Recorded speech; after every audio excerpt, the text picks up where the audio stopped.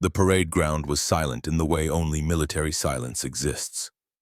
Thick, disciplined, and heavy with expectation. Nearly 1,000 troops stood in formation beneath the unforgiving San Diego sun boots, aligned with geometric precision, eyes locked forward, uniforms pressed sharp enough to draw blood. The air shimmered with heat rising from black asphalt, and somewhere in the distance a flag snapped in the coastal breeze. This was meant to be routine. Another inspection, another speech, another reminder of rank and order and the chain of command that held the United States Navy together like steel cables. No one expected history to crack open right there on that parade ground. No one expected a line to be drawn that couldn't be erased. She stood among them in desert fatigues, third row back, fourth from the left. Lieutenant Alessandra Kincaid, though everyone called her Alessa, or more often just Kincaid. At 29 years old, she had learned long ago how to disappear into formation when needed. Years of elite training had taught her when to be visible and when to become a shadow. Today, she chose neither. Something in the air felt wrong, like the moment before contact when your gut knows the enemy is there even before your eyes confirm it. The visiting admiral arrived flanked by senior officers' medals, catching the sunlight in sharp glints of gold and silver. Rear Admiral James Rutherford, 62 years old, and every inch of it carved from old-school Navy tradition. He'd earned his trident back when the Cold War still burned hot, when operations in Grenada and Panama meant something, when the teams were smaller and tighter and in his mind purer. His uniform was immaculate, his bearing was absolute, his eyes were hard. He began to speak about discipline, about respect, about the sacred traditions of naval special warfare, about the brotherhood that held the teams together through decades of sacrifice. His words were polished, practiced, delivered with the confidence of a man who'd spent 40 years in uniform and believed every second of it gave him the right to judge everyone who came after.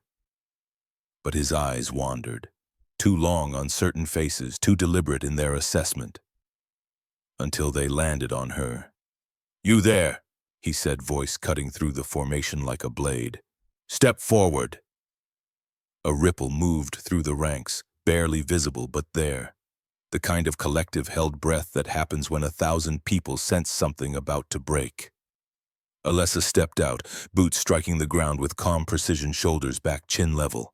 She'd faced live fire in Ramadi.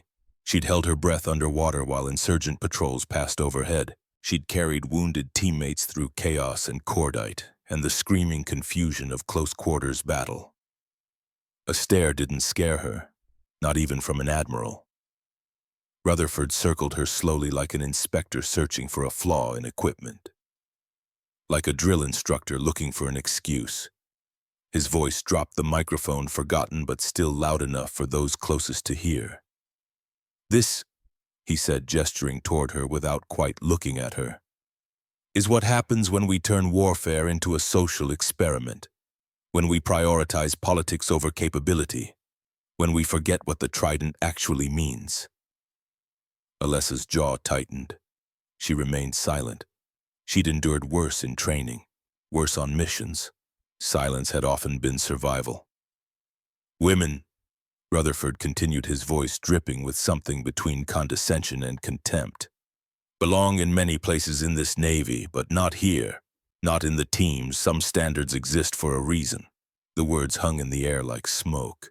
Alessa felt the weight of 1,000 eyes on her back, felt the tension in the formation, the anger, the agreement, the confusion.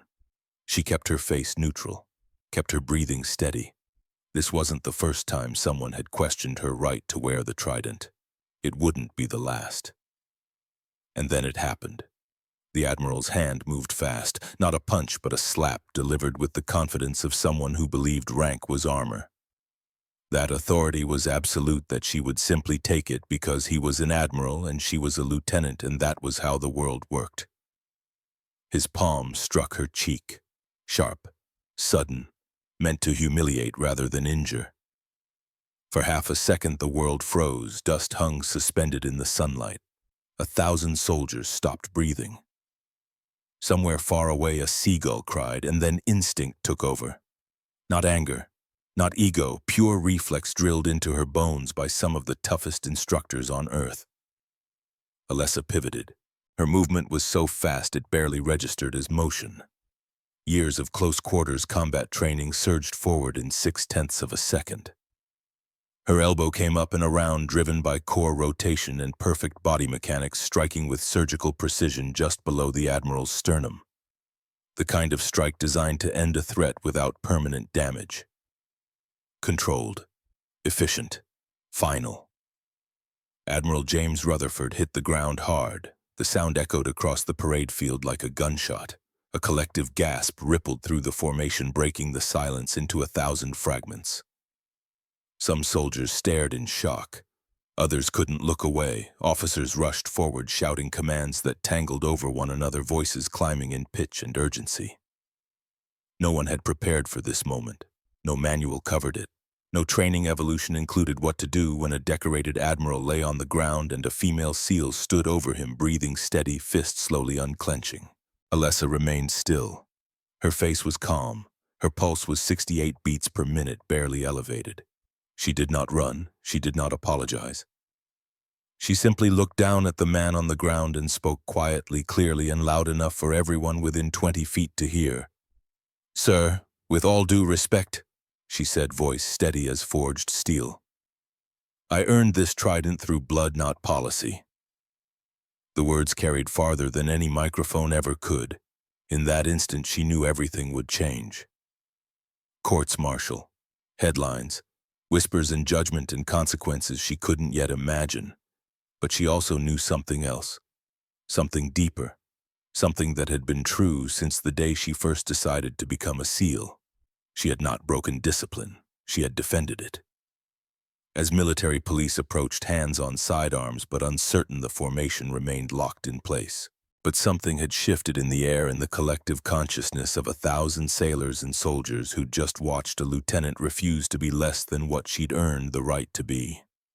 Some of them, as the MPs escorted her past, came to attention.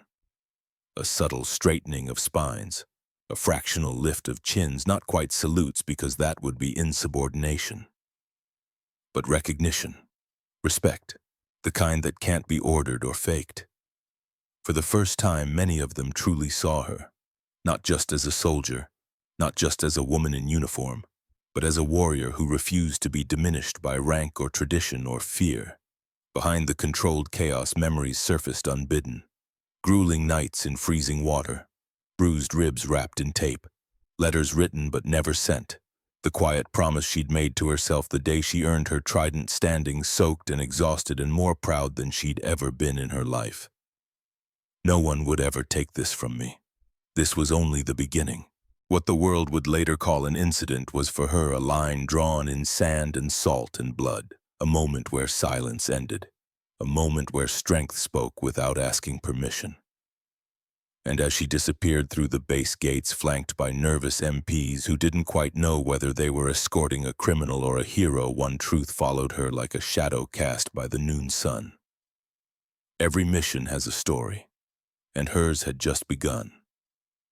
Long before the parade ground, before the trident pinned over her heart, before the world learned her name for a single violent moment of defiance, there was a girl who stood at the edge of an ordinary life and chose the harder path.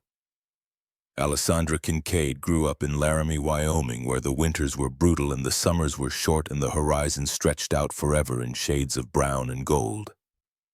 It was a quiet town, the kind of place where days passed gently and dreams were supposed to be safe. Her father, Declan, worked as a ranch hand and mechanic, strong hands that could fix anything broken except maybe the things the army had broken in him.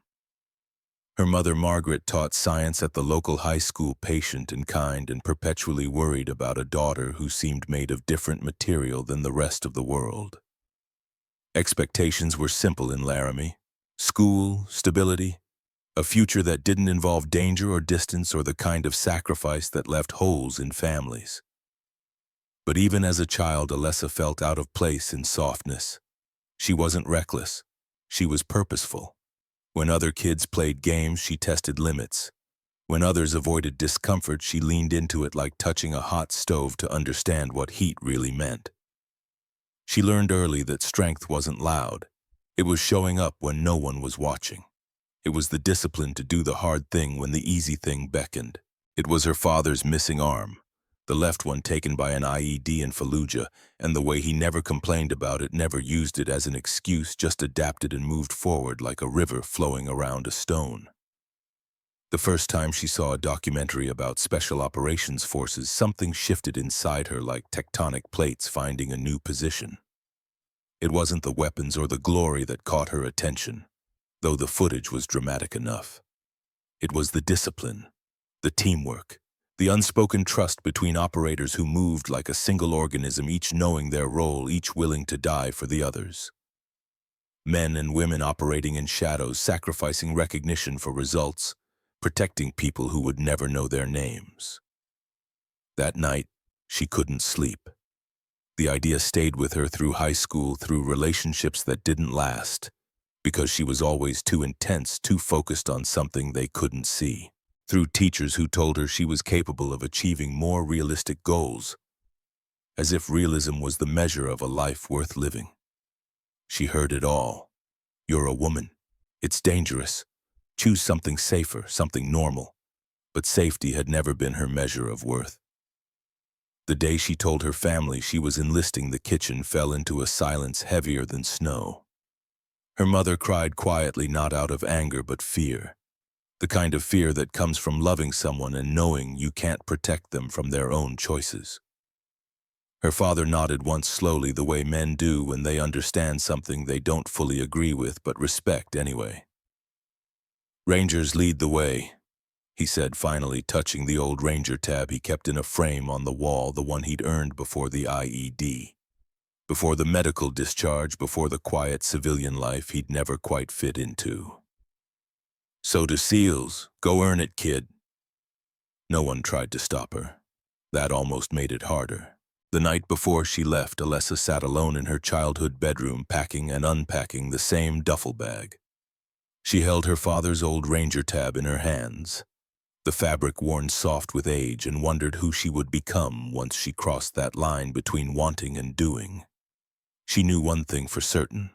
The girl she was would not survive the journey unchanged. That was the point. Boot camp was a shock even for someone who thought she was prepared. Sleep deprivation stripped away politeness and pretense, and anything that wasn't essential. Pain exposed doubt like acid on metal. The smallest mistakes were punished immediately, publicly, not out of cruelty but to test resolve, to find the breaking point and see who would bend and who would shatter. She learned quickly that physical strength was only part of the equation. Mental endurance. Staying calm while being screamed at, staying focused while exhausted, staying committed when every cell in your body begged you to quit, that was the real battlefield. And then there was isolation. Being one of the few women meant always being seen, always being judged. If she failed, it wasn't just her failure. It was proof that women didn't belong. If she succeeded, it was dismissed as luck or lowered standards or affirmative action never earned. She learned to carry that weight silently. Complaining earned nothing. Performance earned survival. Some nights after lights out, she stared at the ceiling in the darkness and questioned herself. Why am I here? What am I trying to prove? The answer wasn't always clear. But quitting was never an option she allowed to fully form in her mind. Training escalated. Selection loomed. By the time she reached Coronado and the pipeline that would decide whether she belonged among the most elite warriors on Earth, she had already lost friends. Some to injuries, some to doubt, some to the realization that wanting something desperately wasn't the same as enduring what it cost. And then she met Gus. Master Chief Augustus Blackwell was 64 years old when Alessa first saw him standing at the edge of the Buds compound, watching a class struggle through surf torture. He was tall, lean, in the way of men who'd spent decades maintaining combat fitness, with steel gray hair cut high and tight and eyes that seemed to see through whatever facade you were wearing, straight down to the truth underneath. Gus had been a SEAL since 1979, back when the Cold War was a real and present threat, when operations were classified so deep that families never knew where their men had gone or what they'd done. He'd been there when the teams rescued American students from Grenada in 1983, taking fire on the tarmac while evacuating civilians. He'd been there in Panama in 1989, hunting Noriega's intelligence chief through jungle and slum. He'd been there in the first Gulf War doing beach reconnaissance, before the invasion, swimming in the dark Persian Gulf while Iraqi forces waited on shore. But he'd also been there in 1987 when a training accident killed 3 of his teammates, a mechanical failure during a helicopter insertion that sent good men into the ocean at night too fast, too hard. Gus had been the only survivor pulled from the water with a crushed vertebra and enough survivor's guilt to drown in. He'd spent the next 30 years trying to honor their memory by making sure every SEAL who came after was as prepared as humanly possible. Now he worked as a contract instructor, officially retired but unable to fully leave the only family he'd ever really known. He noticed Alessa during the first week, the way she moved with purpose rather than bravado, the way she helped struggling candidates without making a show of it, the way she absorbed punishment and kept going, not with her teeth gritted in defiance, but with a quiet acceptance that this was simply the price that had to be paid. One evening, after a particularly brutal day of physical training, Gus found her sitting alone on the beach writing in a notebook. She looked up, startled, then came to attention. "As you were," Gus said, his voice rough from decades of shouting over ocean wind and helicopter rotors. "What are you writing?" "Letters, Master Chief," Alessa said. "Just processing." "You send them?" "No, Master Chief." Gus nodded slowly, understanding something in that answer that went deeper than words. "My wife used to say I kept everything locked up so tight it would poison me eventually. She was probably right, maybe writing smarter." He sat down on the sand, which surprised her. Officers and senior enlisted didn't usually sit with students, especially not contract instructors with nothing to prove and no requirement to pretend they cared. "You know what the trident means?" Gus asked, looking out at the Pacific as it rolled in, eternal and indifferent. "It means I'm a SEAL, Master Chief." "That's what it says." I asked what it means. He picked up a handful of sand and let it run through his fingers. "I've worn it for 40 years, lost friends who wore it, watched men earn it and then waste it, and I still don't know if I can put it into words." Alessa waited.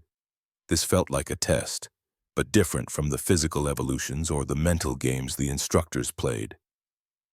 "It means you don't quit when it matters," Gus said finally. "Not when you're tired, not when you're scared, not when everyone's telling you it's okay to stop. That's the only thing that separates us from everyone else. Everything else, the shooting, the diving, the tactics, that's all just skills. The trident is about what you do when quitting is the easier choice and you choose to keep going anyway." He stood up, brushing sand from his shorts. "You've got it in you. I can see it. The question is whether you believe it enough to pay what it costs." From that day forward, Gus watched over Alessa's training with the intensity of a craftsman evaluating raw material. He didn't give her special treatment. If anything, he was harder on her, demanding more, accepting no excuses. But he also saw her in a way the other instructors didn't. Saw the potential beneath the determination, saw the warrior she was becoming. "The trident means you don't quit when it matters," he told her once more weeks later when she was ready to hear it differently. "Remember that when you think you can't go on, because that moment is coming." He was right. Hell Week arrived like a storm, sudden and absolute. 5.5 days. 4 hours of total sleep. Continuous training evolutions designed not to test strength or speed, but to find the point where the body surrenders and see if the mind will follow. It started Sunday night with breakout instructors firing machine guns loaded with blanks, throwing smoke grenades, chaos and noise designed to shock the system into understanding that comfort was over. Alessa's class started with 186 candidates. By Monday morning, 20 had quit ringing the brass bell 3 times and walking away from the hardest thing they'd ever attempted. By Monday night, 40 more were gone. Tuesday took another 30. Wednesday, the ocean claimed 15 more. The water was 58 degrees Fahrenheit, cold enough to kill if you stayed in long enough, cold enough to make every nerve scream. The instructors called it surf torture, and the name was earned. Candidates sat in the Pacific waves crashing over them, wind cutting through wet fabric, hypothermia settling into bones like ice forming from the inside out. Alessa sat with her arms locked with the others, teeth chattering so hard she thought they might crack, muscles cramping without warning. The cold cut deeper than any knife, turning thoughts sluggish, making the simple act of breathing feel like climbing a mountain. She focused on the horizon, counted waves, thought about her father's missing arm and how he'd endured worse and never complained. Thought about Gus's words. You don't quit when it matters. Next to her, petty officer Jason Bridger started to shake differently. Not the normal shivering, but something worse. His eyes were unfocused. His responses to instructor commands were delayed, slurred. Severe hypothermia, the kind that shut down cognitive function, the kind that killed. The instructors were watching, waiting to see who would ring out, who would help, who would make the call that this had gone too far. Alessa had a choice. Let the instructors pull Bridger, which would save him but might get her flagged for not showing concern, or help him herself, which would cost her time and possibly her slot in the class, because standards were standards and sympathy wasn't part of the equation. She didn't hesitate. Alessa locked her arms tighter around Bridger, pulling him close, sharing what little body heat she had left. She talked to him, forcing him to respond, keeping his brain engaged. When the instructors finally called them out of the water, she helped him stand, helped him stumble to the medical tent, stayed with him until the courseman took over. It cost her 43 minutes. When she returned to her evolution, the lead instructor was waiting, face hard. Kincaid, you just failed basic time standards. You put yourself behind for someone who couldn't hack it. That's not how SEALs operate. Alessa stood at attention, dripping, shaking with cold and exhaustion. With respect, instructor, that's exactly how SEALs operate. We bring everyone home. The instructor's face didn't change. You've got one mistake, don't make another. Later she learned that Gus had been watching from the observation area. Had quietly told that same instructor, that's what SEALs do. She just proved she understands the Trident better than half the class. It didn't change the official record, but it kept her in the pipeline. By Friday morning, when Hell Week finally ended with the class secured and instructors shouting congratulations that felt like absolution, only 42 candidates remained. Alessa was one of them, barely. Her body had transformed itself in less than a week. She'd started at 5'7", 138 pounds. She finished at 149 pounds of lean muscle. Her resting heart rate dropped to 46 beats per minute, her pain tolerance recalibrated to levels most people would consider inhuman. But the real change was internal. She'd found the point where her body wanted to quit and discovered that her mind could override it, could function in chaos, could make decisions when exhausted, could carry someone else's weight when her own was almost too much.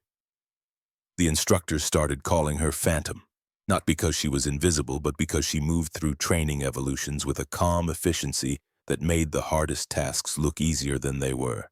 No wasted motion, no drama, just competence refined to the point of art. Training continued through the months that followed. Land warfare phase took them into the desert, teaching small unit tactics, land navigation, advanced weapons. Alessa, qualified expert on the M4A1 carbine, scored 40 out of 40 on her shooting test. She learned the Mk48 machine gun, how to set up fields of fire, how to employ automatic weapons effectively. But her real talent emerged with the M110 semi-automatic sniper system. The SAS was a precision rifle chambered in 7.62 by 51 1mm NATO, effective out to 800 meters in the right hands. It required understanding ballistics, wind calculation, target movement, elevation changes. It required patience and breathing control and the ability to make a first-round hit when there was no second chance. Alessa took to it like she'd been born with a rifle in her hands. Her instructors noticed, started giving her harder shots, longer ranges, worse conditions. She kept hitting, started calculating windage in her head, making adjustments for temperature and humidity, compensating for the Coriolis effect on extreme distance shots. By the end of the phase, she was scoring expert marksman better than 90% of the male candidates, better than some of the instructors. One night during a land navigation exercise, Alessa found herself alone in the mountains with a broken compass and 15 miles to go before dawn. The instructors had sabotaged equipment before testing adaptability, punishing those who relied too heavily on technology. Most candidates would have withdrawn, called for extraction, taken the failure rather than risk getting completely lost. Alessa didn't withdraw. She used the stars Polaris and the Big Dipper, confirming north. Used terrain features, the way water flowed, the way wind shaped the landscape. Used everything her father had taught her during hunting trips in Wyoming, everything the instructors had mentioned in passing. She arrived at the checkpoint 2 hours early. Gus was waiting there, sitting on a rock, smoking a cigar that regulations said he shouldn't have. But no one was going to tell him otherwise. "How'd you navigate?" he asked. "Stars Terrain Association Dead Reckoning, Master Chief." Gus nodded, taking a long draw on the cigar. "Now you're thinking like an operator. Technology fails, batteries die, GPS gets jammed, but the stars don't lie and the ground doesn't change. Remember that." The final test came at the end of the pipeline, a 72-hour field exercise designed to simulate combat conditions. Alessa was assigned to a 4-person team. Jason Bridger, the swimmer she'd saved during Hell Week, now a friend. Kyle Morrison, a weapons specialist from Alabama with a dry sense of humor. Marcus Webb, their point man, quiet and deadly efficient. They had to navigate 40 miles of desert, conduct reconnaissance, and extract a mock hostage from a defended compound. On the second night, exhausted and low on water, the instructor observer presented them with new intelligence. A supposedly faster route through a sector that would cut 6 hours off their timeline. The rest of the team wanted to take it immediately. But Alessa checked her map carefully, noting the sector markings. "That area's marked restricted," she said. "Could be unexploded ordnance from old artillery exercises." Morrison shook his head. "Could be. Could also be a test to see if we're smart enough to take the shortcut." "Or a test to see if we're smart enough not to," Alessa countered. They voted 3-1 in favor of the shortcut. Alessa was overruled, but she pulled out her patrol log and documented her objection in writing, noting the map markings, her assessment, and the time. If they were wrong, at least there would be a record. They were wrong. 200 meters into the restricted sector, Webb triggered a training sensor buried in the sand. Alarms went off, and simulated minefield. Mission failed. The instructor called an immediate halt, gathered the team. "You just got your entire element killed," he said, voice flat. "Congratulations." But then he pulled out Alessa's patrol log, read her documented objection. "Kincaid saw it, called it, got outvoted. That's leadership. The rest of you followed the easy path without checking the map carefully enough. That's how real SEALs die." The team failed the evolution, but Alessa's documented decision saved her from failing with them. More importantly, it taught her something vital. Leaders see danger others miss. Leaders make the hard call even when they're alone. Leaders don't always get followed, but they're still responsible for being right. The Trident ceremony happened on a Thursday morning in November, cold and clear. The class of 186 had been reduced to 17 graduates. Alessa was the only woman. She stood in dress whites, sharper than she'd ever been, and felt the weight of every mile she'd run, every frozen swim, every moment she'd chosen not to quit. Gus Blackwell stepped forward to pin the trident on her uniform. His hands were steady despite his age, and when the pin went through the fabric and into the backing, he pressed it hard enough to draw blood. That was tradition. The trident should hurt, should remind you that earning it cost something real. "Welcome to the family," Gus said quietly so only she could hear. "Now the real fight starts." Alessa looked down at the golden eagle clutching a trident, the anchor, the pistol. It was smaller than she'd imagined, lighter than its meaning. She touched it once, feeling the sharp edges, and made a promise to herself that no one else would ever hear. "This is mine. I earned it, and no one will ever take it from me." That night she called home. Her father answered on the second ring. "Hey, kid, I did it, Dad." A long pause, and she could picture him sitting in the kitchen, probably staring at his old Ranger tab on the wall. probably feeling something he wouldn't put into words because men like him didn't. "Your mother's crying," he said finally. "I'm proud. Come home when you can." The line went quiet, and Alessa sat in her barracks room, trident still pinned to her uniform, and let herself feel it. The exhaustion, the pride, the bone-deep satisfaction of becoming something most people thought was impossible. But somewhere in the back of her mind, Gus's words echoed like a warning. Now the real fight starts.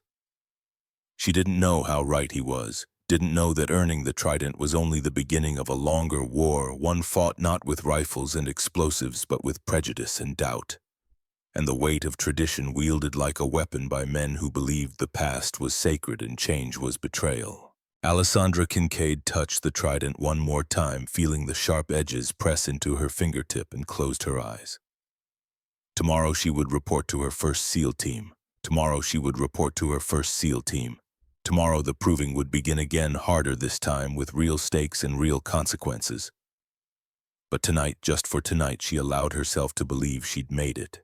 And years later, when she stood on that parade ground under the San Diego sun, when an admiral would test everything she'd built, when tradition and authority would collide with earned respect and justified defiance, the foundation laid here would hold. Because Gus Blackwell had taught her the only lesson that mattered. You don't quit when it matters. And nothing, not rank or fear or the weight of the entire military establishment, would ever make her quit again. The heat in Ramadi was different from anything Alessa had experienced in training. It wasn't just hot. It was aggressive, malevolent, the kind of heat that made you understand why ancient peoples believed in wrathful gods. 120 degrees in the shade, except there was no shade. Just dust and concrete and the endless brown sprawl of Al-Anbar province stretching out toward horizons that shimmered like water that would never come.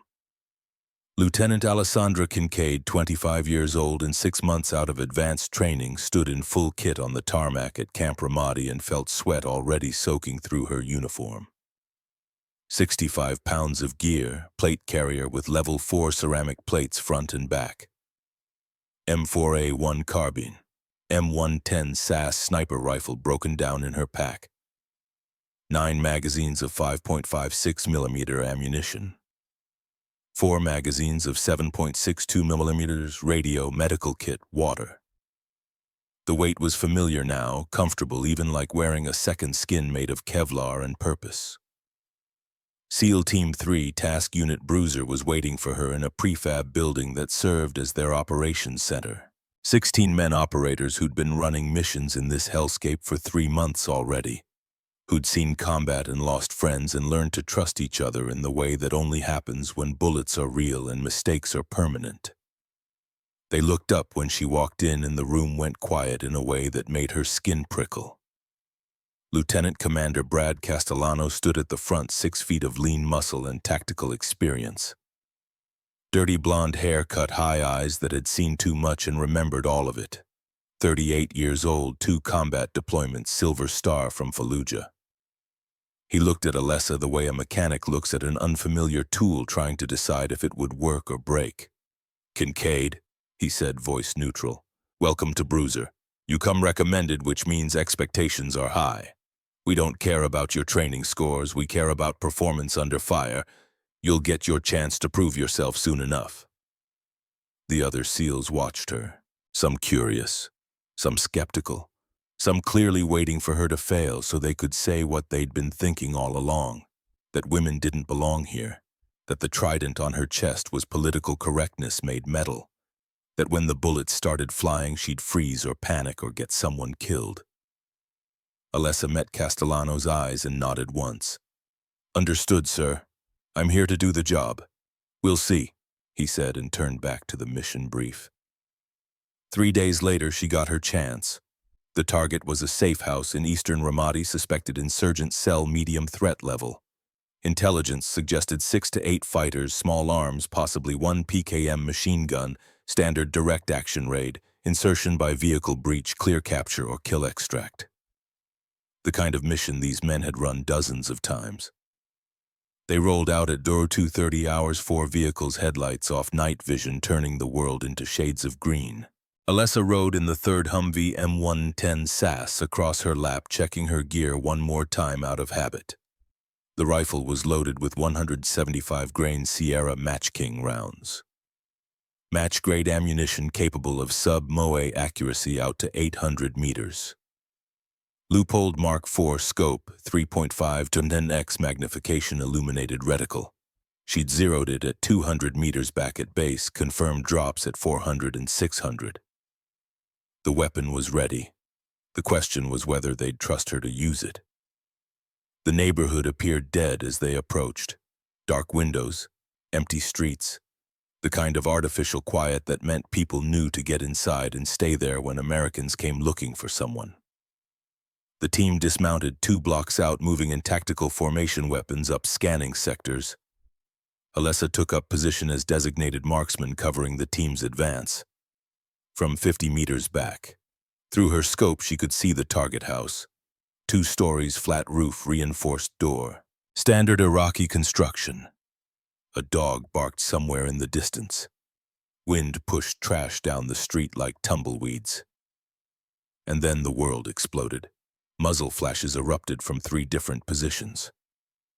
Not 6 fighters, 15, maybe 20 firing from the target house and 2 adjacent buildings. PKM machine guns, AK-47s, the distinctive crack of RPK light machine guns. A full ambush pre-planned, waiting for exactly this moment.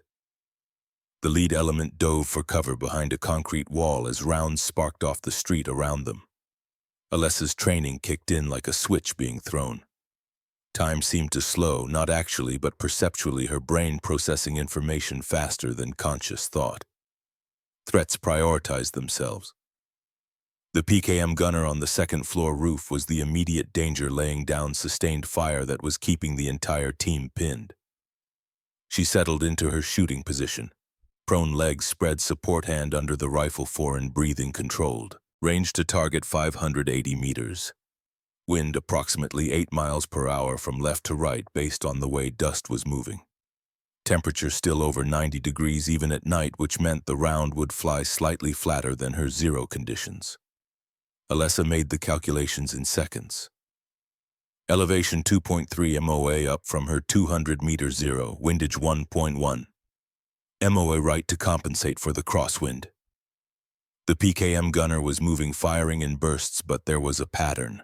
3 seconds of sustained fire, 2 seconds to traverse, 3 seconds firing again. She waited for the pattern, controlled her breathing, exhaled halfway and held it.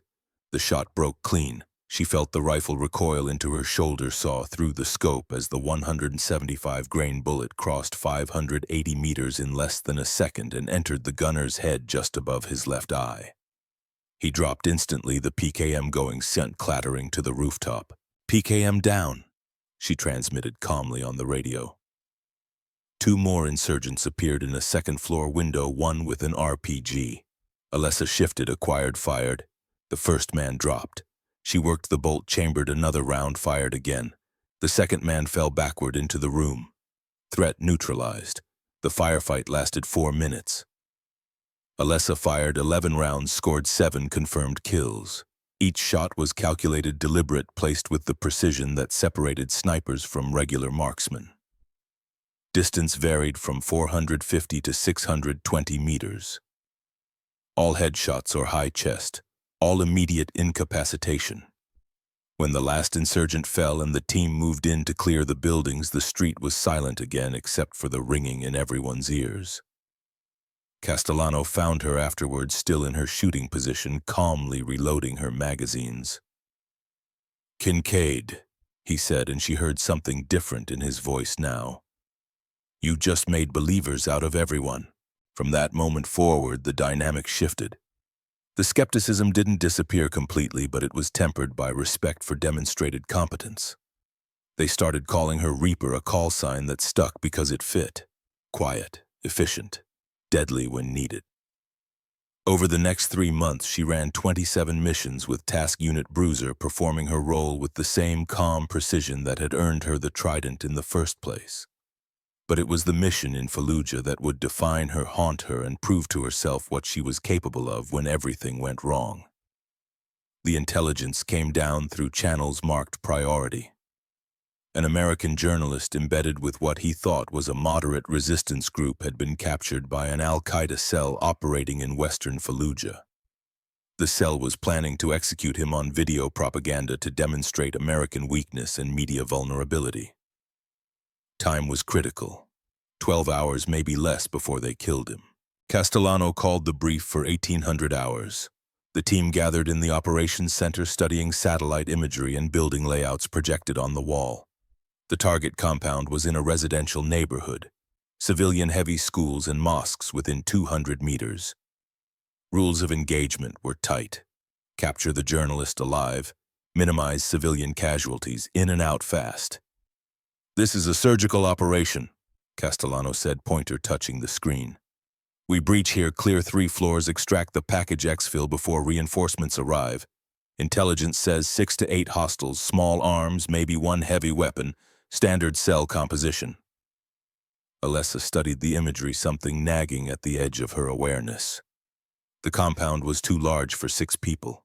Too many rooms, too many firing positions. But intelligence said 6 to 8, and intelligence was usually good. Usually. The team was 8 SEALs, Castellano as team leader. Jason Bridger, the same man Alessa had saved during Hell Week, now a close friend and breacher. Kyle Morrison on communications and demolitions. Marcus Webb on point. 3 other operators she'd trained and fought beside for months. And Alessa as designated marksman responsible for overwatch and precision elimination of threats.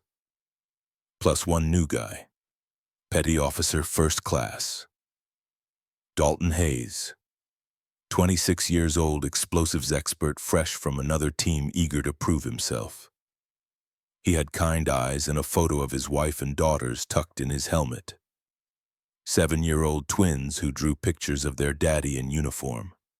A wife named Emily who was pregnant with their 3rd Alessa had seen the photos during pre-mission prep, seen the way Hayes looked at them like they were scripture.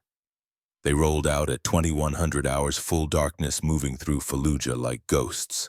The city was quieter than Ramadi, but somehow more dangerous, every shadow a potential threat, every window a possible sniper position.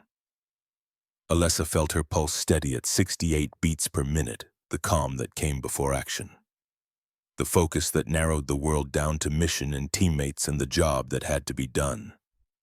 They dismounted 3 blocks from the target and moved in on foot. Alessa took up overwatch position on a rooftop 150 meters out, M110 SAS deployed, scanning the compound through her scope. The building was dark, no visible movement, no guards outside. That should have been the first warning. Castellano's element approached the main entrance. Bridger placed the breaching charge, a precise amount of C4 designed to blow the door without collapsing the frame. Everyone stacked up weapons ready, waiting for the signal. "Reaper, any movement?" Castellano transmitted. Alessa scanned one more time. Nothing. "Negative. Building appears cold. Execute." The breaching charge detonated with a sharp crack that echoed through the neighborhood. The team flowed through the opening like water, smooth and practiced, weapons up, sectors covered. And that's when everything went catastrophically wrong. The building wasn't cold, it was a trap. Insurgents erupted from prepared positions on all 3 floors, not 6, not 8, 40, maybe more, waiting in ambush with the journalist as bait. Heavy machine gun fire from elevated positions, RPGs fired down stairwells, AK-47s from every room. The team was in the kill zone before they realized the intelligence had been wrong, before they understood they'd walked into a carefully planned massacre. "Contact, heavy contact, we need immediate exfil." Castellano's voice crackled over the radio, the calm replaced by urgency. Alessa watched through her scope as the firefight became chaos. Muzzle flashes everywhere, her teammates taking cover behind whatever they could find. And then the RPG hit. The explosion was massive, confined space amplifying the blast.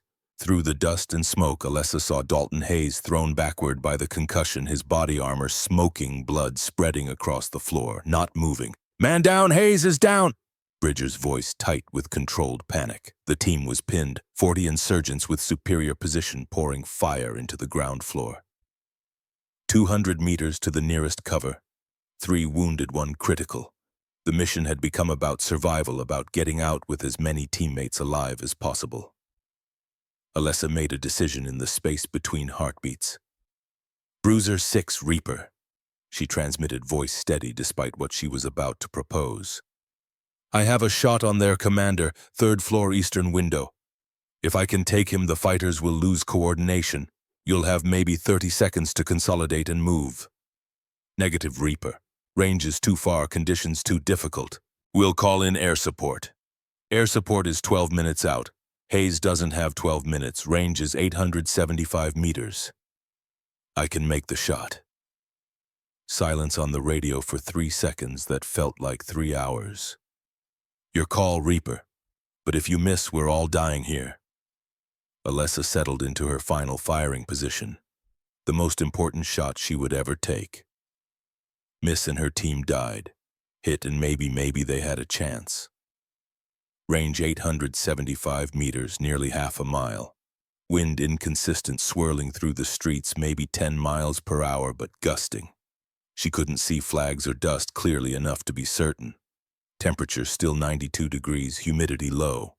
The target was in a 3rd floor window, partially obscured. Exposure time maybe 2 seconds every 20 to 30 seconds while he directed fire. The math was brutal. At 875 meters, her bullet would drop approximately 4.8 minutes of angle from her 200 meters zero. The wind would push it right, maybe 2.1 moe, but gusting wind could double that. The target was moving, appearing only briefly before ducking back to cover. 1 shot. No second chance. Alessa controlled her breathing. Slow inhale through the nose, slower exhale through the mouth. Her heart rate dropped to 56. The world narrowed to the reticle and the window and the breathing. Everything else, the explosions, the screaming, the knowledge that Hayes was bleeding out and her friends were dying, all of it went into a box in her mind that she would open later. Right now there was only the shot. The target appeared in the window. Alessa's finger took up the slack on the trigger. She made minute adjustments for elevation and windage, leading the target's movement by 6 inches to account for the bullet's flight time. The crosshairs settled on a point in space where the man's head would be in 0.3 seconds. She pressed the trigger. The rifle recoiled. The 175-grain Sierra Match King bullet left the barrel at 2,580 feet per second, spinning at 1 rotation every 12 inches from the rifling, stabilized and true. It crossed 875 meters, fighting wind and gravity and the slight Coriolis drift that affected all long-range shots, and struck the insurgent commander exactly where Alessa had aimed. Through the scope, she saw him drop, saw the instant confusion in the fighters below as commands stopped coming. "Target down," she transmitted, already shifting to acquire secondary targets. The next 30 seconds were the longest of her life. She fired 6 more rounds, taking down the machine gunners and RPG operators, anyone who looked like leadership. Each shot calculated and clean. On the ground floor, Castellano used the chaos to consolidate his element. Bridger and Morrison dragging Hayes toward the exit while the other SEALs laid down, suppressing fire. They made it out. Barely. Hayes was still breathing when they got him to the casualty collection point, still alive when the medevac helicopter lifted off. Alessa watched it disappear into the night sky and allowed herself 1 moment to believe they'd all survived. But Dalton Hayes died 3 hours later in the field hospital, his injuries too severe, the internal bleeding too extensive. The doctor said he'd been dead from the moment the RPG hit, that his body just hadn't realized it yet. They said nothing could have saved him. They said a lot of things that didn't make it easier. The mission was classified as a success. They'd recovered the journalist, captured 3 al-Qaeda lieutenants during the exfil, and eliminated over a dozen high-value targets. Intelligence revised their assessment. Not a cell of 6. A planned ambush by a full company. The team was lucky only 1 man died. Alessa didn't feel lucky. She sat in her quarters that night and wrote a letter to Emily Hayes, trying to find words that could somehow make sense of why her husband wasn't coming home. Why their daughters would grow up without a father, why the 3rd child would never know the man who'd wanted nothing more than to meet her. There were no words, but she wrote them anyway because Hayes deserved that much. 2 weeks later, during mid-tour leave, Alessa flew to Colorado and delivered Hayes's personal effects to his widow personally. Emily was 7 months pregnant, her belly swollen with a daughter Hayes would never hold. The twins Sarah and Emma, 7 years old and confused why everyone was crying, why their mother looked so broken, why this woman in a uniform was handing them their daddy's medals. "Dalton talked about you," Emily said quietly, holding the folded flag they'd given her at the memorial. "Said you were the best shot he'd ever seen. Said he felt safer knowing you were watching over them." Alessa wanted to say something about honor or sacrifice or how Hayes had died protecting American interests abroad, but those words were for politicians and officers who'd never pulled a trigger in anger. Instead, she said the only true thing she could. "He saved my life twice in training. I wish I could have saved his." Emily nodded, tears streaming down her face, and handed Alessa something. Hayes's trident, the one he'd worn every day since earning it. "He'd want you to have this to remember." Alessa took it, feeling the weight of it, the sharp edges that had drawn blood when it was first pinned to his chest. She added it to her own 2 tridents now, one for her and one for the friend she couldn't save. The nightmares started 2 months later. Hayes's death. The faces of insurgents she'd killed, 14 confirmed in Fallujah alone. The weight of decisions made in fractions of seconds that had permanent consequences. She couldn't sleep without exhausting herself, first running until her legs gave out, lifting weights until her arms shook, anything to make unconsciousness deep enough to avoid dreams. Gus noticed. He always noticed. They still exchanged encrypted emails, the old SEAL checking on his protege, making sure the war wasn't breaking her the way it had broken so many others. "Killing changes you," he wrote. "It should. The day you can take a life and feel nothing is the day you've lost something essential. But don't let it break you. Every man I lost still visits me. I honor them by living well, by making sure their sacrifice meant something. You'll do the same. You'll carry Hayes with you and you'll be better for it, even though it hurts." Alessa read the message 3 times and then requested a transfer back to Conus. Not because she couldn't handle combat. She'd proven she could.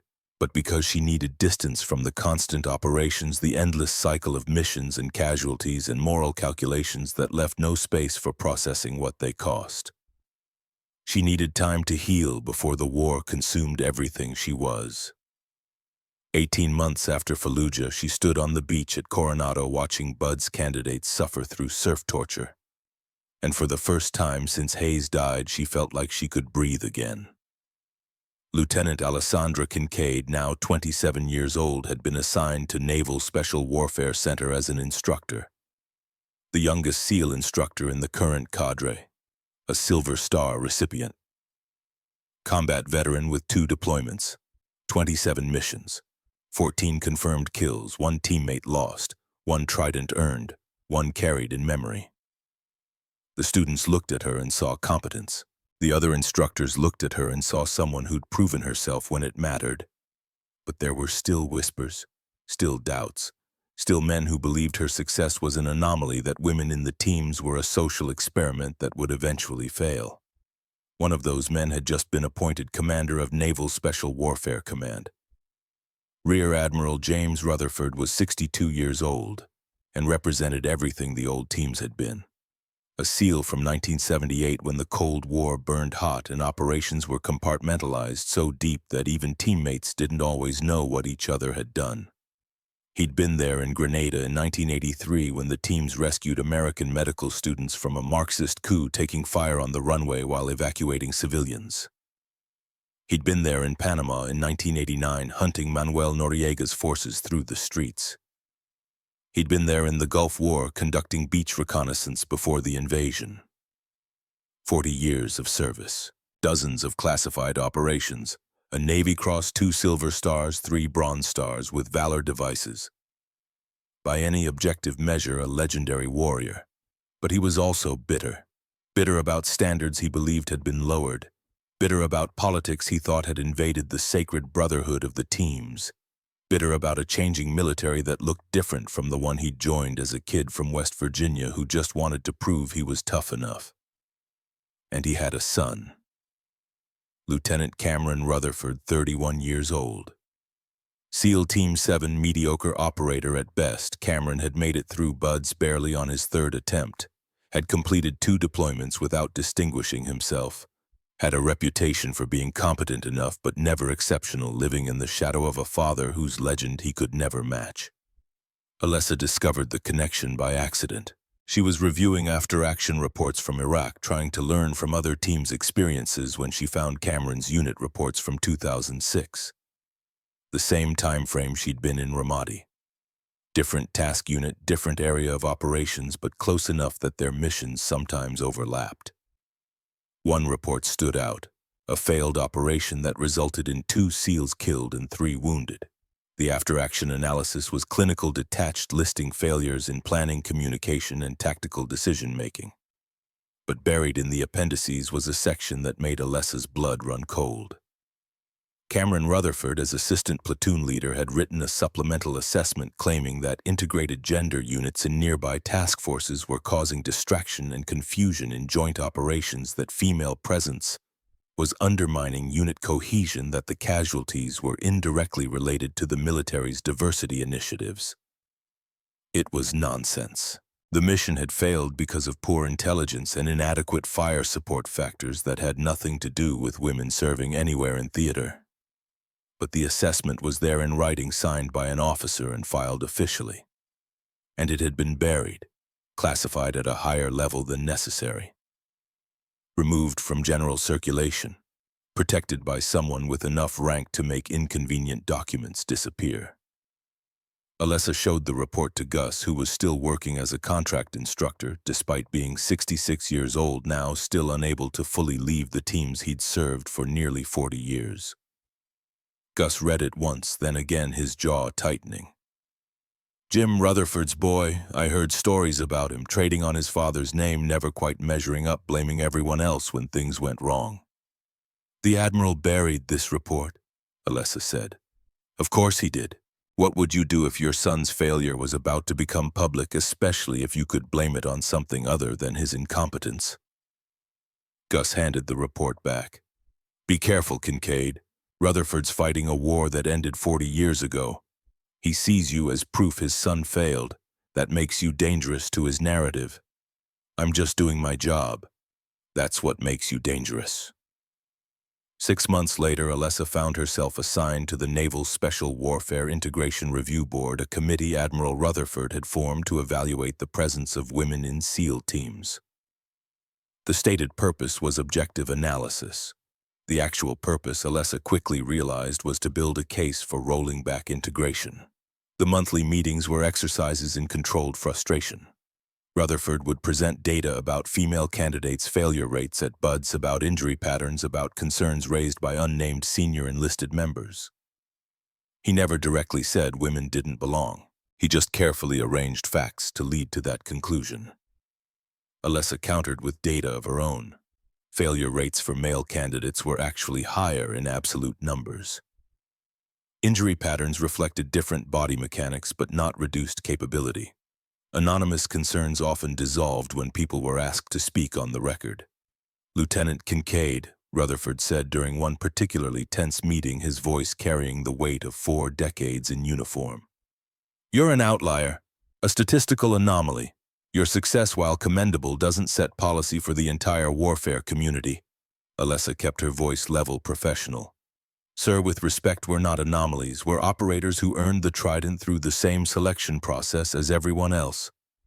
Performance under fire should be the only metric that matters.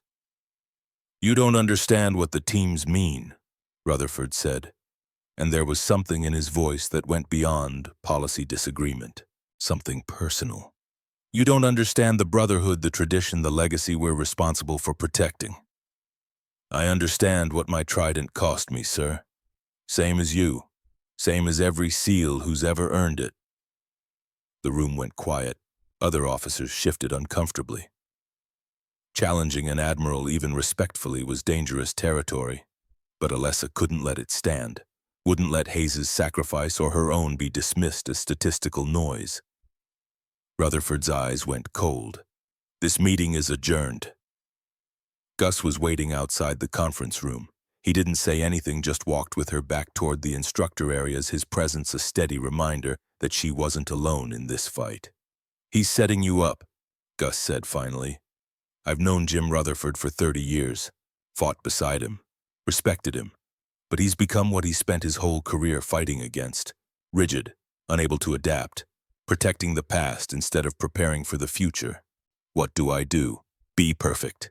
Don't give him ammunition, and watch your back." 2 weeks before the parade ground incident, Admiral Rutherford announced a mandatory inspection of all SEAL teams and training commands. Full dress uniform, parade formation. The kind of formal evolution that SEALs generally hated because it had nothing to do with operational readiness and everything to do with appearances and politics. Alessa felt something wrong the moment the announcement came down. Call it instinct. Call it pattern recognition from combat. Call it the same sense that made her check her sectors 3 times before crossing a street. Something about this felt like an ambush. "This feels wrong," she told Gus the night before. "Then be perfect," he repeated. "Whatever he's planning, don't give him an excuse."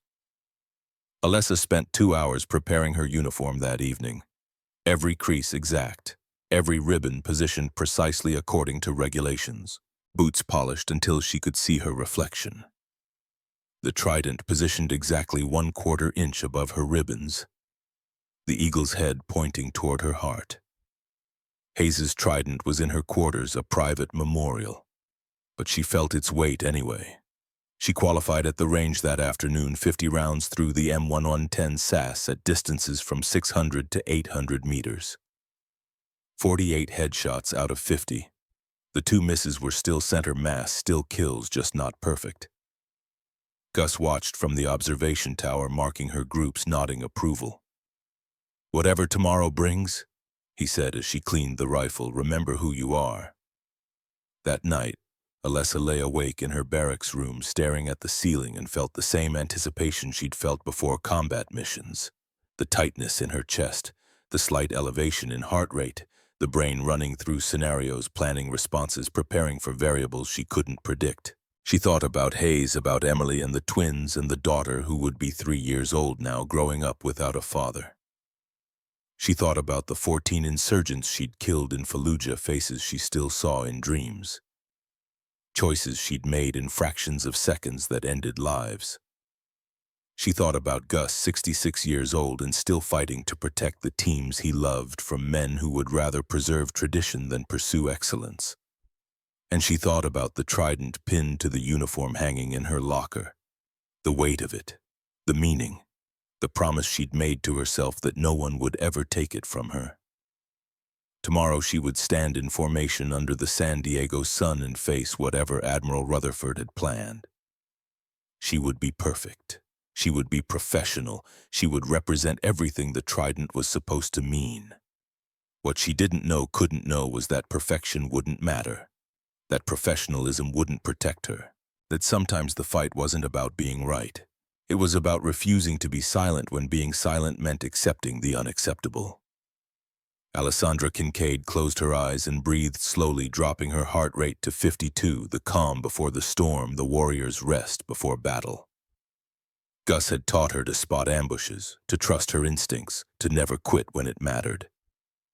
Tomorrow on that parade ground she would face the hardest test of her career. Not a test of strength or skill or tactical knowledge. A test of whether she would stand up for what she'd earned or bow to rank and tradition and the weight of men who believed the past was sacred and change was betrayal. She already knew her answer. The parade ground was waiting. The Admiral was waiting. History was waiting to be made or broken. And Lieutenant Alessandra Kincaid, Navy SEAL Silver Star recipient, warrior forged in fire and ice and the blood of friends lost, was ready. The holding cell was small concrete block walls painted institutional beige. A metal bench bolted to the floor, fluorescent lights humming overhead with the kind of persistent buzz that made thinking difficult. Alessa sat with her back straight, hands resting calmly on her knees, breathing steady at 62 beats per minute. The military police had been respectful, almost apologetic, as they'd escorted her from the parade ground. Young sailors doing their jobs uncertain whether they were guarding a criminal or witnessing something that would be studied in leadership courses for decades. She'd been in the cell for 90 minutes when the door opened. Augustus Blackwell stepped through civilian clothes, marking his contractor status, his presence immediately filling the small space with a gravity that had nothing to do with rank and everything to do with earned respect. "Master Chief," Alessa said, starting to stand. Gus waved her back down and sat beside her on the bench, moving with the careful precision of a man who'd learned to manage old injuries accumulated over 4 decades of hard service. He didn't speak immediately, just sat there in the buzzing silence, and somehow that was more comforting than any words could have been. "You defended yourself," he said finally, voice quiet but absolute. "Don't apologize for that. Don't second-guess it. An officer struck you without provocation after publicly humiliating you. You responded with minimal necessary force. That's not assault. That's self-defense. The Admiral is in the hospital, Master Chief, with a bruised ego and a minor concussion. He'll survive. The question is whether your career will." Gus turned to look at her directly. "They're going to come at you hard. Assault on a superior officer carries serious time. But I've been making calls. There were cameras, witnesses. This isn't going away quiet." The door opened again. Lieutenant Commander Brad Castellano, her former team leader from Iraq, still wearing desert utilities like he'd just stepped off a plane from downrange. Which Alessa realized he probably had. His face was grim, but his eyes held something else. Respect, maybe, or recognition. "Kincaid," he said, pulling up the only chair in the room and sitting backward on it. "What the hell happened out there?" Alessa told him, factually, without emotion, the way she'd brief a mission.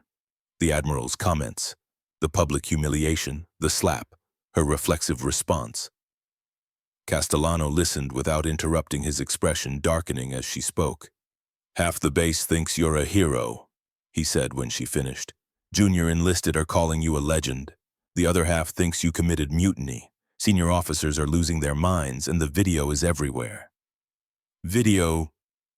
Castellano pulled out his phone, pulled up a file, turned it toward her. Shaky cell phone footage shot from within the formation, but clear enough. The Admiral circling her, his hand striking her face, her instant response so fast it was almost subliminal. Rutherford hitting the ground, her standing over him, voice carrying across the silence. 3 different angles, Castellano said, uploaded to private military forums within 10 minutes. Went viral on social media an hour later. The media is calling it Female Navy SEAL Strikes Admiral. The comments section is World War III. Alessa watched the footage once, then looked away. Seeing it from outside made it real in a different way. Made it historical. A moment that couldn't be taken back or explained away or quietly buried in paperwork. "NCIS is investigating," Castellano continued. "Full inquiry. They've already interviewed 40 witnesses. The preliminary evidence supports your account, but this is going to court regardless. Assault on a superior officer, possibly Article 89 for disrespect. You're looking at potential court-martial." "What's the likely outcome, sir?" Castellano exhaled slowly. "Honest answer, I don't know. In a fair world, you'd be cleared. Self-defense is self-defense even when the attacker wears stars, but we don't live in a fair world. We live in a world where admirals have friends and influence and 40 years of service protecting them. And you're a lieutenant who's been in the teams for 4 years, female, high profile. You're either going to be an example or a martyr." The door opened a third time. A woman in service dress, blues commander's rank on her collar, JAG Corps insignia on her breast. Late 30s, dark hair pulled back, severe eyes that looked like they'd cross-examined hostile witnesses for breakfast and enjoyed it. "Lieutenant Kincaid, I'm Commander Michaela Graves, Judge Advocate General's Corps. I've been assigned as your defense counsel." She set a briefcase on the bench, pulled out a legal pad. "I've reviewed the preliminary evidence, including the video footage. I'm not here to make you a martyr or a symbol. I'm here to expose the truth and ensure you receive a fair hearing. Are you willing to fight this?" Alessa looked at Gus, then Castellano, then back to Commander Graves. "Yes, ma'am." "Good. Because they're coming for you hard and we need to be harder. Graves opened her briefcase, pulled out documents. Admiral Rutherford is insisting on handling this through Admiral's mast rather than full court-martial. Article 15, non-judicial punishment, technically his right as your commanding officer, but unusual for something this serious. My assessment, he wants to control the narrative, limit discovery, avoid having his own conduct examined too closely in open court. Can he do that? Legally, yes. But the presiding officer will be Captain Robert Hastings, Naval Special Warfare Group 1 Commander. Hastings has a reputation for being absolutely by the book. If we can demonstrate a pattern behavior, systemic issues, Hastings might allow broader evidence. That's our opening. Over the next 2 weeks, Commander Graves built a case like an operator planning a mission. Methodical, thorough, anticipating every angle. She interviewed witnesses, collected statements, subpoenaed records that most people didn't know existed, and she found something. 4 previous complaints against Admiral James Rutherford spanning 15 years, all involving female service members, all buried in personnel files that required congressional-level clearance to access. Graves had those files within 72 hours through channels Alessa didn't ask about. 2007, a female intelligence officer serving under Rutherford's command at a joint task force. Verbal harassment, comments about physical appearance, questions about whether she'd earned her position or slept her way there. She'd filed a formal complaint. It was marked unsubstantiated after a 3-day investigation. She was transferred to a different command within a month. 2011. A female petty officer assigned to support staff for a SEAL training evolution. Unwanted physical contact, hands on shoulders that lingered too long, comments about her body. Complaint filed. Investigation deemed it inadvertent contact during professional interaction. She was quietly reassigned. 2015. A female Navy pilot, lieutenant commander, working joint operations where Rutherford was senior officer. Hostile work environment, public criticism of her competence, assignments designed to set her up for failure. Complaint filed. Investigation found personality conflicts and recommended she seek different posting. She left the Navy within a year. 2018, a female Marine officer at a joint command. Similar pattern. Public humiliation during an inspection followed by physical contact that the investigation called corrective touching, but that witnesses described as aggressive. She was pressured to withdraw the complaint and issue a public apology for overreacting. She did, then requested immediate transfer. 4 women, 4 complaints, 4 burials. A pattern spanning 15 years, protected by rank and influence and an institution that valued reputation over accountability. This isn't about one slap, Graves said, laying the files on the table in the conference room where they were preparing Alessa's defense. This is about systematic abuse of power, and I'm going to make sure Captain Hastings sees every bit of it. The Admiral's son, Alessa said. Cameron Rutherford. He was involved in covering up at least one of these. Graves's eyes sharpened. Tell me. Alessa explained what she'd found in the Iraq after-action reports. Cameron's failed mission, his assessment blaming integrated units, the classification level that protected it from scrutiny. Graves made notes, her pen moving fast across the legal pad. That's motive, she said. Father protecting son's career by attacking the evidence that his failed while women succeeded. That's prosecutable if we can prove coordination. She looked up. Lieutenant, when we go into that hearing, they're going to try to destroy your credibility. They're going to paint you as angry, aggressive, someone looking for an excuse to attack a superior officer. Are you prepared for that? I've been through worse, ma'am. I hope so, because this is going to get ugly. The Admiral's mast convened on a Tuesday morning in a conference room at Naval Base San Diego that had been converted into a hearing chamber. Captain Robert Hastings presiding, 57 years old. Navy SEAL since 1986. A man whose reputation for fairness was matched only by his reputation for following regulations to the letter. He sat at the head of the table, reading glasses perched on his nose, the complete case file spread before him. Admiral Rutherford sat to the left, his attorney beside him, a commander from JAG with 20 years of experience defending senior officers. The Admiral's face was composed, professional, showing no sign of the confrontation except for a small bruise near his temple that makeup didn't quite hide. Alessa sat to the right with Commander Graves, dress blues, immaculate ribbons precise. The trident positioned exactly where regulations specified. She kept her hands folded on the table, her breathing controlled, her face neutral. This was just another mission. Different battlefield, same principles. Stay calm, trust your training, execute. Captain Hastings looked up from the file. This proceeding will examine the events of October 7th at Naval Base San Diego Parade Ground. Lieutenant Kincaid stands accused of assault on a superior officer under Article 128 of the Uniform Code of Military Justice, and disrespect to a superior officer under Article 89. Admiral Rutherford, as the aggrieved party and commanding officer, has elected to proceed via Article 15 non-judicial punishment. However, given the severity of the allegations and the public nature of the incident, I am treating this with the formality of a summary court-martial. All testimony will be recorded and may be subject to appeal. Do all parties understand? Yes, sir, Alessa and Graves said in unison. Yes, Captain, Rutherford's attorney confirmed. Proceed with opening statements. The prosecution went first. The narrative was simple, damning. Lieutenant Kincaid had assaulted a flag officer in front of nearly 1,000 troops, undermining good order and discipline, responding to verbal correction with violence. The video evidence was clear. The injuries were documented. The violation of the chain of command was absolute. They recommended maximum punishment, reduction in rank, confinement, dishonorable discharge.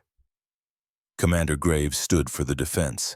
Captain Hastings, the defense will demonstrate that Lieutenant Kincaid acted in lawful self-defense against unprovoked battery by a superior officer who abused his authority.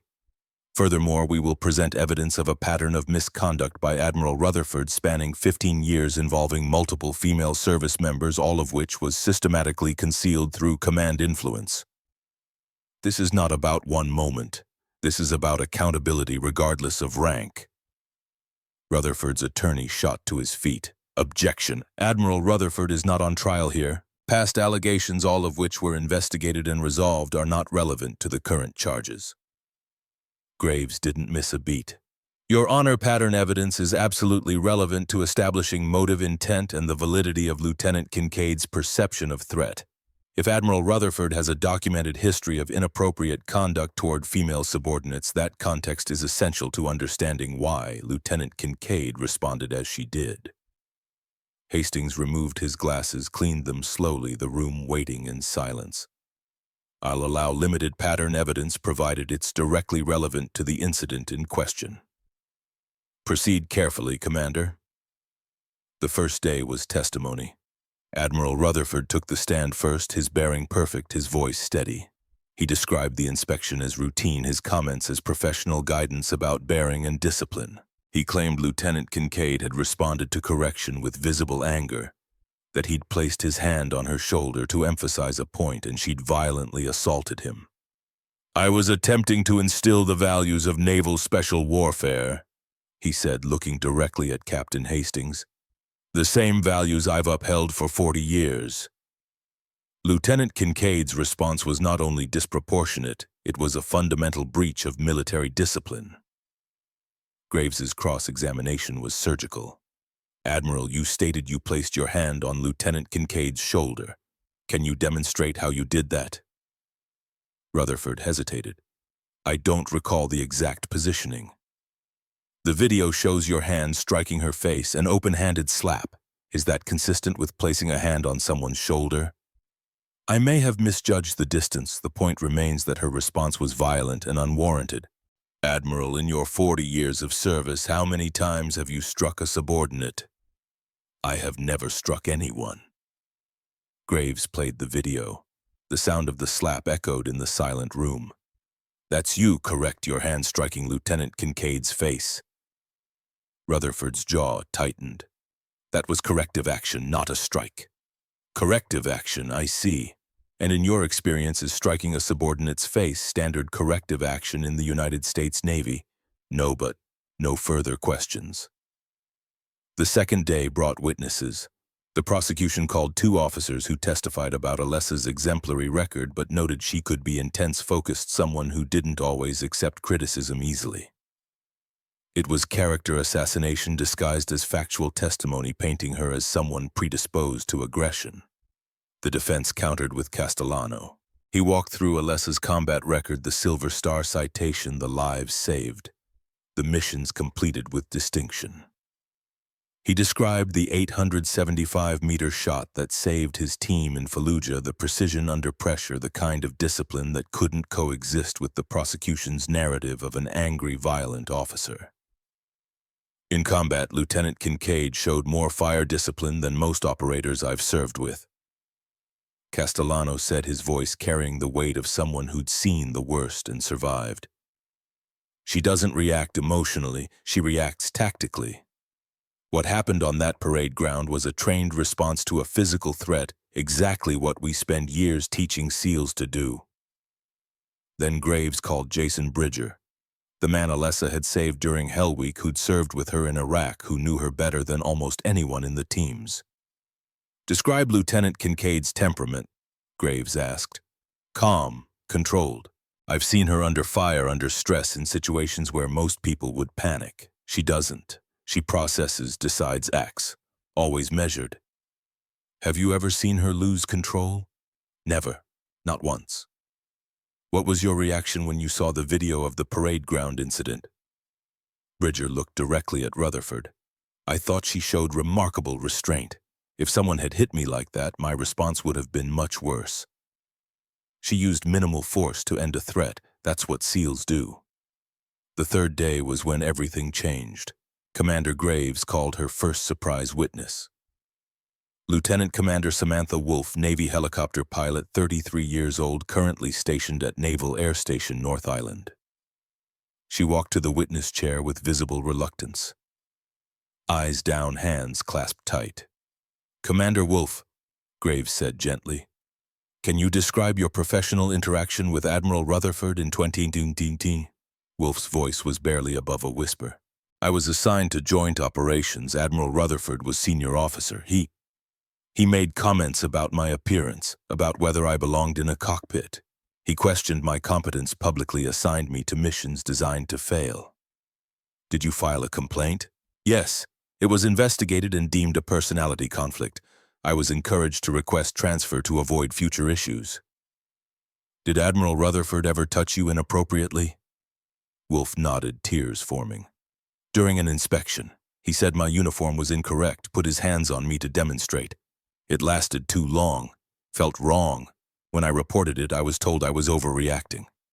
Why didn't you pursue the complaint? Because I was told my career would be over if I did, that no one would believe me over an admiral, that I should be grateful for the opportunity to serve and stop causing problems. She looked up, met Rutherford's eyes for the first time. So I stayed silent, and I've regretted it every day since. Graves called 3 more women over the next 2 hours. Each told similar stories. Each had filed complaints that were buried. Each had been pressured into silence.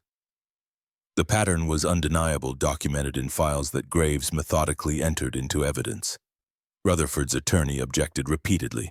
Captain Hastings overruled every objection. The pattern was relevant. The pattern was probative. The pattern was damning. On the 4th day, Graves dropped the final bomb. She called Cameron Rutherford. The Admiral's son walked to the witness chair looking like he'd rather be anywhere else. At 31, he had the physique of a SEAL, but the bearing of someone carrying weight that wasn't physical. Graves didn't waste time. Lieutenant Rutherford, you served in Iraq in 2006, correct? Yes. Your task unit experienced a mission failure resulting in 2 friendly casualties. Can you describe what happened? Cameron's eyes flicked to his father. Intelligence failure. We were ambushed. Lost 2 good men. And in your after-action report, you attributed partial responsibility to integrated gender units causing distraction. Is that correct? Aye. That was one factor among many. Was it true? Silence.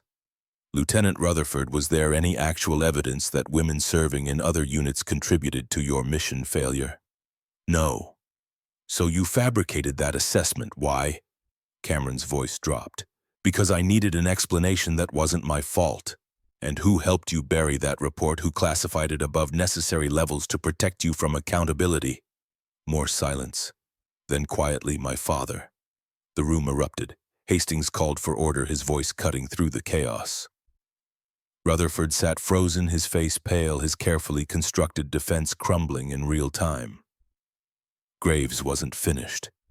Admiral Rutherford, you've spent 15 years targeting successful female service members to protect your son's failed career.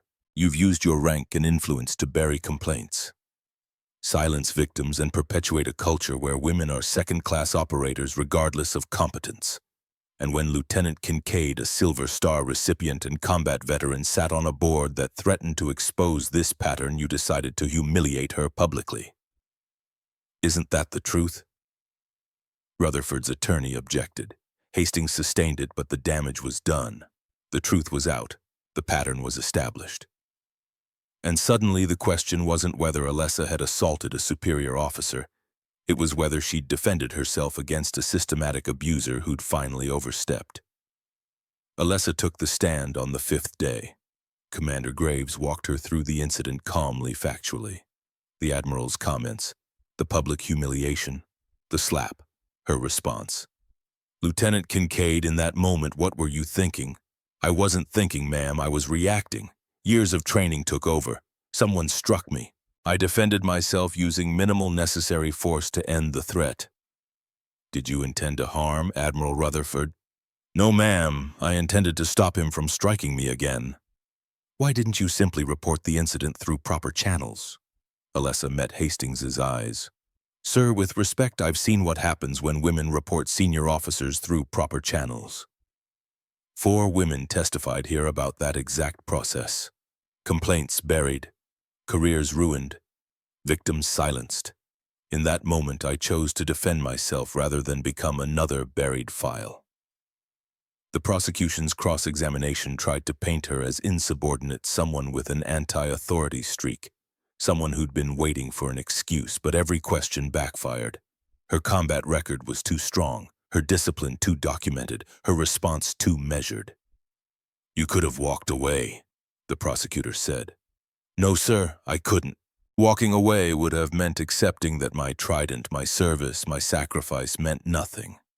That an admiral could publicly humiliate and physically assault me without consequences. I couldn't accept that. I wouldn't.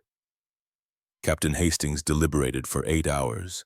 The room remained packed, word having spread that the decision was coming. Junior enlisted filled the back rows. Senior officers stood along the walls. The media waited outside, cameras ready. This was bigger than one lieutenant now. This was about whether the military would protect abusers or hold them accountable. When Hastings returned, his face was unreadable. He sat, arranged his papers, and looked up. I have reviewed all evidence, testimony, and relevant regulations. This is my finding. Lieutenant Alessandra Kincaid is not guilty of assault under Article 128. Her actions constituted lawful self-defense against unprovoked battery by a superior officer who abused his authority, violated good order and discipline, and engaged in a pattern of misconduct spanning 15 years. The charges are dismissed with prejudice.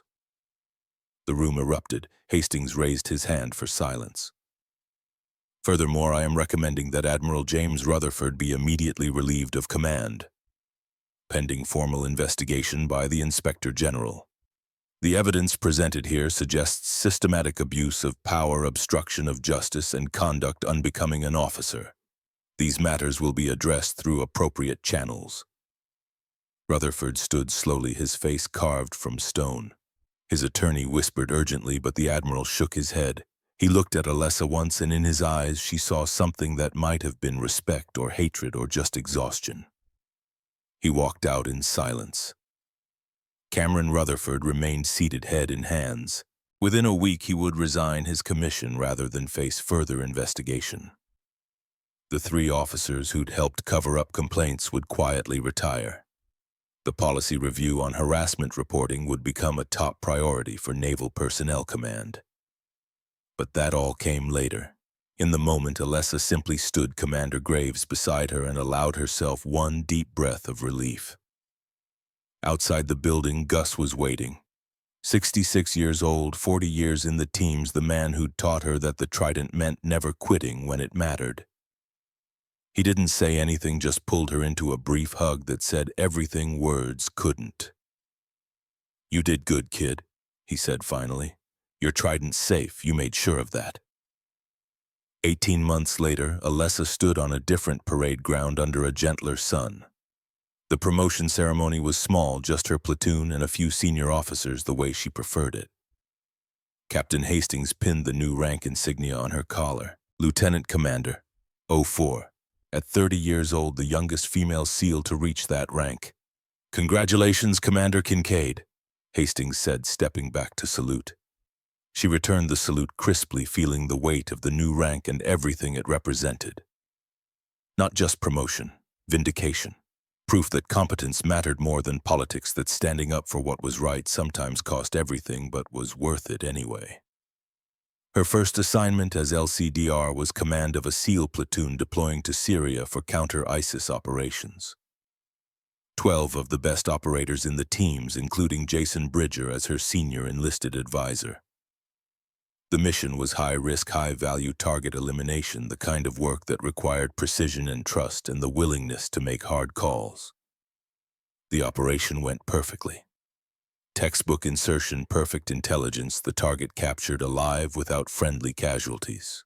12 enemy killed in action, all legitimate combatants, all threats eliminated with the efficiency that made SEAL teams legendary. The platoon received a unit commendation. Alessa received a second Navy Commendation Medal with Valor Device.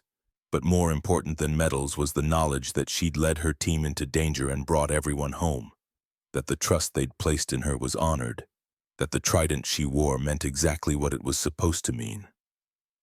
When she returned to Coronado, the Navy assigned her to BUDS Phase 3 as senior instructor. The position carried responsibility for training the next generation of SEALs, for passing down the lessons that mattered, for making sure the standards remained high while the doors remained open to anyone tough enough to walk through them. The first day of her new assignment, Alessa stood on the beach watching candidates struggle through surf torture. The ocean was 58 degrees, the same temperature it had been when she'd saved Bridger, when she'd learned that SEALs brought everyone home. 142 candidates in the class. 22 were women, 15% compared to the 2% when she'd gone through. A female candidate approached during a break, late 20s, soaked and shaking, but eyes clear and determined. "Ma'am, can I ask you something?" "Go ahead." "I enlisted because you proved it was possible, that women could earn the Trident. I just wanted to say thank you." Alessa looked at the young woman, saw herself 8 years earlier, the same hunger, the same determination, the same refusal to accept limitations that others tried to impose. "Don't be here because of me," she said firmly. "Be here because you refuse to quit when it matters. That's the only reason that counts, the only reason that will get you through Hell Week and everything that comes after. Not politics, not proving a point. Just the decision to keep going when everyone else stops." The candidate nodded, started to turn away. "And candidate," Alessa called after her, "when someone tells you that you don't belong, that you're just a diversity hire, that you'll never be a real SEAL, remember this. The Trident doesn't care who you are.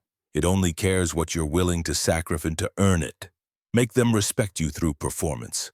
That's the only currency that matters here." Gus appeared beside her as the candidate ran back to formation. He was 72 now, moving a bit slower than before, the old training injuries finally catching up. He'd announced his retirement last month, for real this time, but he'd wanted to see one more class graduate, wanted to see Alessa train the next generation before he finally let go. "You train her well, Master Chief," another instructor commented, passing by. Gus watched Alessa for a long moment, then shook his head. "No, she was already that warrior. I just didn't get in her way." He paused, then added quietly, just for himself, "My job here is done." That evening, Alessa drove north to Colorado, a trip she made twice a year now, like clockwork. Emily Hayes lived in a small house outside Boulder, raising 3 daughters alone, carrying on with the quiet strength that military families understood better than anyone. The girls were older now. Sarah and Emma, 10 years old, playing soccer in the yard.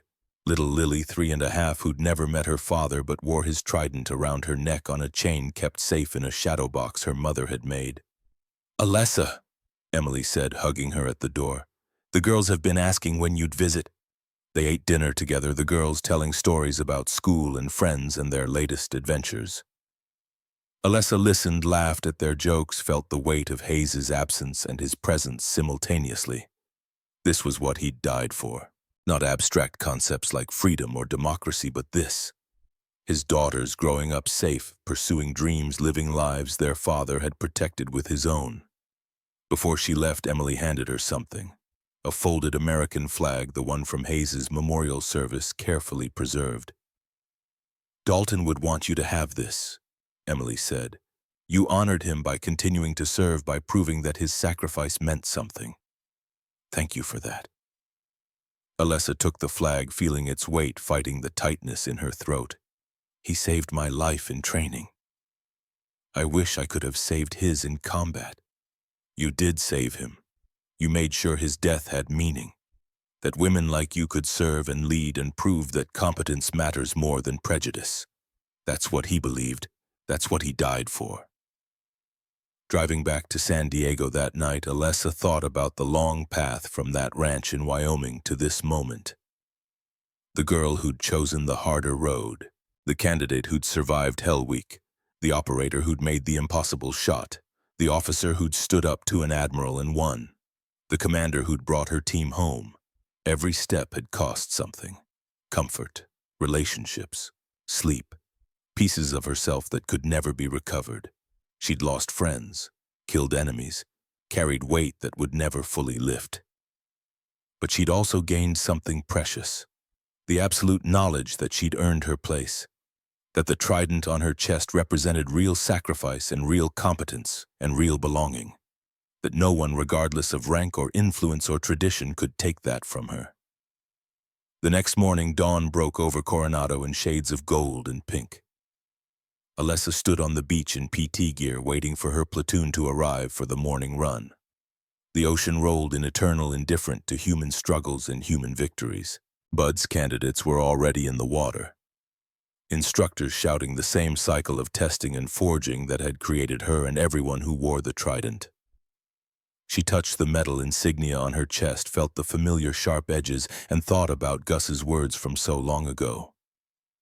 The trident means you don't quit when it matters. Everything else, the shooting, the diving, the tactics, that's all just skills. The trident is about what you do when quitting is the easier choice and you choose to keep going anyway. Her platoon arrived, 12 operators who trusted her to lead them into combat and bring them home. They fell into formation, waiting for her command. Alessa looked at each of them, seeing the same determination she'd felt at 22, the same commitment to something larger than themselves. "Let's go earn it," she said simply and started running. They followed without hesitation, boots striking sand in rhythm breath, forming clouds in the cool morning air. The American flag snapping overhead in the coastal breeze. Behind them, the sun climbed higher, burning away the morning fog, illuminating Coronado and the teams and the legacy they protected. Alessandra Kincaid ran at the front of her platoon, a warrior forged in ice and fire, tested by combat and politics and the weight of men who'd tried to break her and failed. The parade ground was behind her. The Admiral was gone. The fight for respect was never fully over, but she'd won the battle that mattered. They'd asked if one moment defined her. The truth was simpler and deeper than that. She'd been defined long before that parade ground. Every frozen ocean swim, every doubter who said she couldn't, every mile she'd refused to quit, every friend she'd lost, every enemy she'd faced. Every choice to keep going when stopping would have been easier.